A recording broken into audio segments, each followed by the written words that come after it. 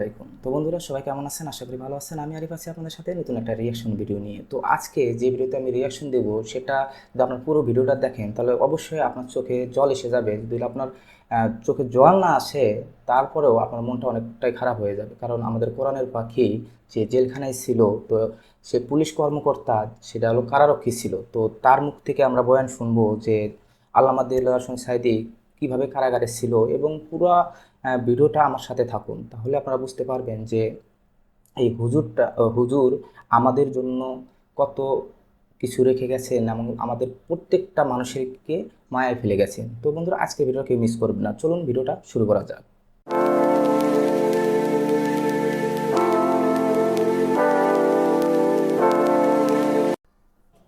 একজন কারারক্ষী ফোন দিয়েছে যে কারি সাহেব, জীবনে বহু কিছু দেখেছি, এখন নিজের জীবনের আর কোনো মায়া করি না, অবশ্যই মরা আমাদের লাগবেই। কিন্তু আজকে আপনার কথাগুলো শুনে চোখের পানি ধরে রাখতে পারলাম না। আমাদের এই ঢাকা কেন্দ্রীয় কারাগারে ছিল কোরআনের পাখি আল্লামা দেলোয়ার হোসেন সাঈদী হুজুর। এমনকি উনি যখন কারাগারে গিয়েছেন ওনাকে বলেছিল যে একটা কোরআন শরীফ কি ভিতরে নিতে পারি, বলছে এটাও নিতে দেওয়া হবে না। ওনার ওখানে তিনি আমাকে বলতেছেন যে ভাই কোরআন শরীফ ওনাকে ভিতরে না দেওয়া হয় নাই, একটা কোরআনও ভিতরে যে উনি কোরআন পড়বে সেটাও নিতে দেওয়া হয় নাই। উনি তো হাফেজ ছিল না কোরআনের, পরবর্তীতে কারাগারে কোরআন পড়তে পড়তে কোরআনের হাফেজ হয়ে গিয়েছেন। শুধু উনি না, আপনাদের সাতক্ষীরার গর্বিত সন্তান এমপি আব্দুল খালেক হুজুর ৮০ বছর বয়সে জেলখানায় থাকতে থাকতে জেলখানার মধ্যে কোরআন পড়তে পড়তে উনিও কোরআনের হাফেজ হয়ে গিয়েছিলেন। সুবহানাল্লাহ পড়েন। বলছে শীতের রাত্রে হুজুর খুব কষ্ট করে। হুজুর বলেছিলেন আমি তো একাকী থাকি, যদি আমার সাথে একটা কোরআন দাও তোমরা, তাহলে ওই কোরআন তেলাওয়াতে আমি সমস্ত কিছু মহব্বত, দুনিয়ার সমস্ত মহব্বত বলে আমি আমার মালিকের সাথে কথা বলবো, আমি কোরআন তেলাওয়াত করব, আপন মনে আমার মালিককে শোনাবো। তো এটা যখন আমি শুনলাম, ওই কারারক্ষী বলল যে এটা যখন উনি শুনলেন উনি আর নিজে ঠিক থাকতে পারেন আর কি, বসে থাকতে পারলেন না, চোখের পানি ছেড়ে দিয়ে ওই দিন রাতে উনি করলেন কি, দুইটা লুঙ্গি পরলেন, নতুন লুঙ্গি দুইটা কিনেছেন। ওনার শরীরের মধ্যে, আর বাস্তব সত্য ঘটনা বলছি, এই ছেলেপেলেরা যেন কথা বলে না, আলোচনা বেঘাত ঘটাচ্ছে, আলোচনাটা শুনুন খবরদার। দুইটা লুঙ্গি পরেছেন পরনের ভিতরে, একটা লুঙ্গি গায়ের সাথে চড়াইছে ভিতরে, আর একটা লুঙ্গি পরছেন, পরে এরকম করে আর একটা চাদর, মোটা চাদর, চাদরের তলে একটা কাঁথা, উনি এরকমের করছেন, আগলে রাখছেন। ওই কারারক্ষী বাজার থেকে একটা কোরআন, সুন্দর একটা কোরআন কিনে এনে সেটা লুকিয়ে ওনাকে দিয়েছেন, আর ওই লুঙ্গি দুইটা ওনাকে দিয়েছেন। কোরআন আনছো বুঝলাম, কিন্তু এই যে যে দুইটা লুঙ্গি আর এই যে কাঁথা আনছো বুঝলাম শীতের রাত্রে, কিন্তু লুঙ্গি দুইটা আনার কারণ কি? বলছে হুজুর বর্তমান যে পরিমাণ শীত পড়ছে, সামান্য ওরকম একটা পাতলা কম্বল আপনি নিজেই বিছান, আপনার গায়ে সারা রাত দেখেছি আপনি সারা রাত ধরে কাঁপেন শীতেতে। হুজুর আপনার এই কষ্ট আমার আর সহ্য হয় না, হুজুর আপনি এই দুইটা লুঙ্গি ছিঁড়ে ভিতর দিয়ে আপনি ওই জমিনের পরে বিছাই দেবেন। দেখেন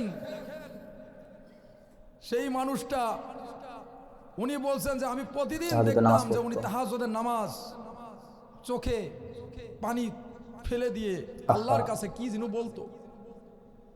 তা আল্লাহর ওলি উনি কিন্তু যখন দুনিয়া থেকে বিদায় নিয়ে চলে গেল, জমিনটা ভূমিকম্প হলো, জমিনটা কেঁপে উঠলো, আসমান থেকে বৃষ্টি বর্ষণ হলো, এমনকি ওনার জানাজার নামাজ পড়েছি, জুব্বা পরে মুখে মাস্ক পরে জানাজার নামাজ পড়েছি, পালিয়ে জানাজার নামাজ পড়তে হয়েছে।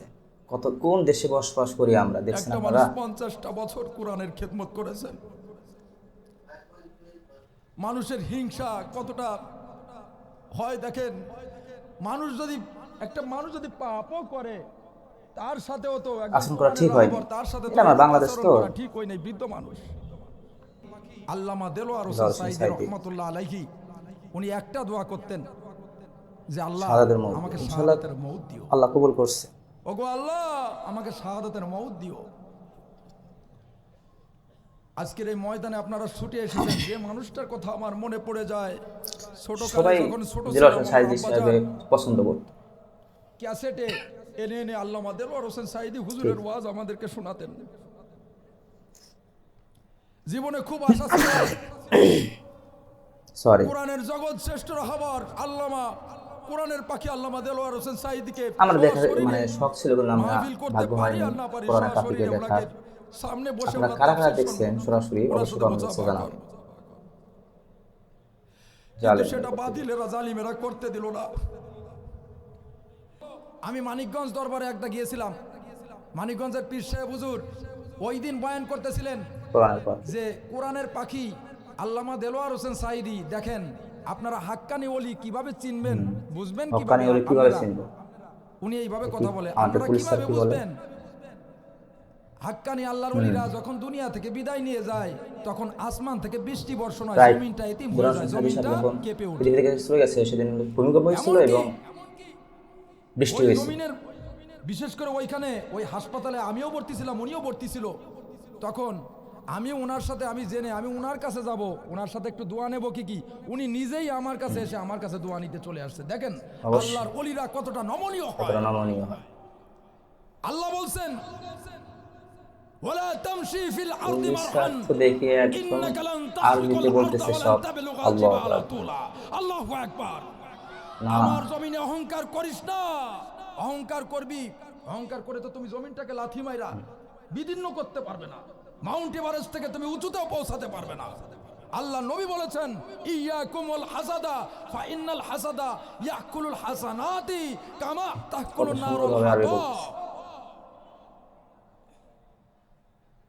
তুমি যত আমল করতেছো, আমলের মধ্যে যদি বিন্দু অহংকার মাত্র নিয়ে থাকে। সরিষা দানা পরিমাণ যদি অহংকার রিয়া থাকে, সমস্ত আমল অহংকার থাকা যাবে না। যেমন একটা অগ্নিকুণ্ড, তার ভিতরে কাঠ দিলে কাঠকে পোড়ায় Right. যেমন কয়লা করে দেয়, কামা এটা হাদিস, তাকুলুন নারুল কঠিন হাতাব। একটা হাদিস এটা। সমস্ত অহংকার থাকা কাঠকে যাবে না কারো কয়লা ভিতরে। বানায় দেয়, ঠিক তেমনি তোমার সমস্ত নেক আমলকে এই অহংকারের কারণে, দাম্ভিকতার কারণে আল্লাহ পুরাই সব কয়লা বানায় দেবে। কাঠের নাউজুবিল্লাহ। মতো পোড়ায় কয়লা বানায় দেবে, ধ্বংস করে দেবে। সুবহানাল্লাহ। আমার পুলিশ ভাইও যে এত সুন্দর আল্লাহর ওলিদের সাথে ওয়াজ আল্লাহর করবে, ওলিদের একটা সেটা সুখ এটা এই আছে, ভিডিওটা না সিনার দেখলে সাথে আমি সিনার ধারণাই মিল করতে আছে। পারতাম না। শুধু তাই নয়, শৈশবে আমাদের কোরআনের পাখি আল্লামা দেলোয়ার হোসেন সাইদি হুজুরের বাড়ির পাশে একটা মজমা হয়েছিল। ওনার চাচা ছিল ফুরফুরা শরীফের খাদেম, বিরাট খাদেম ছিল, ওনার বাবু খাদেম ছিল। ফুরফুরা শরীফের খাদেম ছিল। ওই দিন ফুরফুরার যে বড় পীর সাহেব, ওই দাদা হুজুর, উনি বলতেছিলেন যে তোমার ছেলেটা কই। ওই চাচাকে বলতেছিলেন, ওনার চাচাকে বলছেন তোমার ছেলেটা কই, নিয়ে আসো তো। বলছে হুজুর আমার ছেলেটা তো নাই এখানে, আমার ছেলেটা দূরে গেছে। তখন বলছে নাই মানে, তাহলে তোমার পাশে যে দাঁড়ায় আছে ছেলেটা সুন্দর কার? ছেলেটা, ও ছেলেটা কার? পরে বলছে তো আমার দেলোয়ার ভাইয়ের হোসেন ছেলে সাইদি সাহেব, দেলোয়ার হোসেন আমাদের সাইদি। কোরআনের পাখি। তখন বলছে বাবা তুমি এদিকে আসো তো, আসো। ভাইয়ের ছেলেও তো তোমার ছেলে, এদিকে আসো। আসার পরে নাম জিজ্ঞেস করলেন, হুজুরের দিকে তাকায় মাথা নত করলেন, বলছে বাবা তুমি একটু হা করো, তোমাকে দেখে আমার ভালো লাগছে। কোরআনের দেলোয়ার পাখি হোসেন সাইদি। আল্লামা দেলোয়ার হোসেন সাইদি রাহিমাহুল্লাহ তখন কি করলেন, হা করলেন। সাথে সাথে ফুরফুরার ওই দাদা হুজুর, ফুরফুরার পীর সাহেব হুজুর, ওনার গালের মধ্যে একটা ফু দিলেন। ওই ফুতে এমন কিছু হয়েছিল যে ওনার শরীরে কম্পন সৃষ্টি হয়েছিল। পরের দিন থেকে উনি যখন কোরআন তেলাওয়াত করে, ওনার যাই বলে না কেন মানুষ শোনে এবং সুবহানাল্লাহ। তার পরের দিন রাতে কোরআনের পাখি এই মেসেজগুলো নেন, এইগুলো কারো সংগ্রহ কাছে করেছে। পাবেন না, আপনারা অনেক একটু কষ্ট করে সংগ্রহ কষ্ট করতে করে পেরেছি আপনার আমার ধৈর্য বাবার সহকারে কাছ থেকে পুরো ভিডিওটা দেখ। এবং অনেক বড় বড় আল্লাহওয়ালা ব্যক্তিত্বের কাছ থেকে।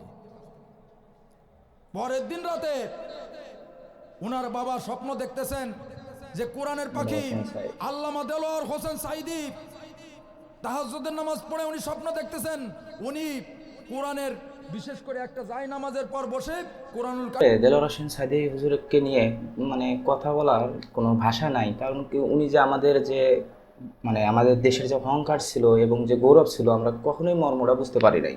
আর আমাদের দেশে যে জালিম, সেটা দেলোয়ার হোসেন সাইদি সাহেবকে আমরা অতটা মূল্য দিতে পারি নাই। তো আপনাদের এই ওয়াজটা বা এই পুলিশ ভাইয়ের কণ্ঠটা আপনার কাছে কেমন লাগবে? যদি ভালো লেগে থাকে অবশ্যই ভিডিওটা একটা লাইক দিবেন, আর এরকম নতুন নতুন রিয়াকশন ভিডিও পেতে অবশ্যই চ্যানেলটি সাবস্ক্রাইব করবেন। তো আজকের মতো আমি এখানে বিদায় নিচ্ছি। সবাই ভালো থাকবেন, সুস্থ থাকবেন, আল্লাহ হাফেজ।